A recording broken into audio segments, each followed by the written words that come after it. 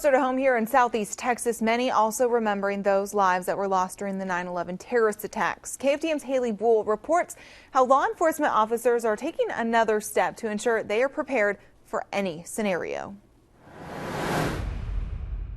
This memorial at Tyrrell Park honors the more than 3,000 men and women who lost their lives during the terrorist attacks of September 11, 2001, a day that forever changed the United States, a day that law enforcement officers prepare for but hope never happens again.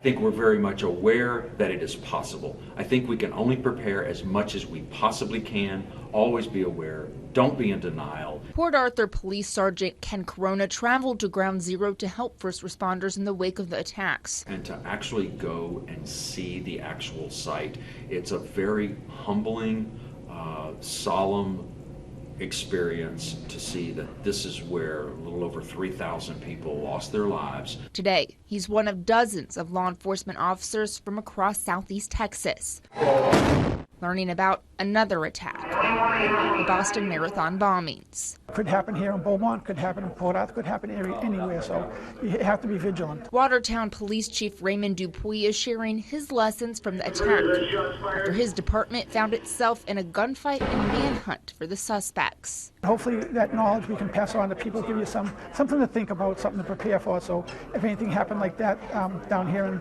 Southeast Texas, that maybe they'll be a little bit more prepared and maybe we can help save some lives. Saving lives in unimaginable tragedies. Since 9/11, Jefferson County Assistant Chief Deputy Rod Carroll says they're much more prepared. With all our petrochemical industry and everything else, we are a soft target for the terrorists, and we know that. That's the reason we have a Marine Division, we have the Aviation Division.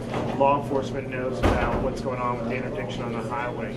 We are the first step in attacking the terrorists if they attack us. An attack 14 years ago today, forever engraved in the minds of people here and across the country. Remember the 3,000 people that lost their lives and the people the first responders who went in and did what they had to do to help recover the bodies. In Jefferson County, Haley Buell, 6 News Tonight.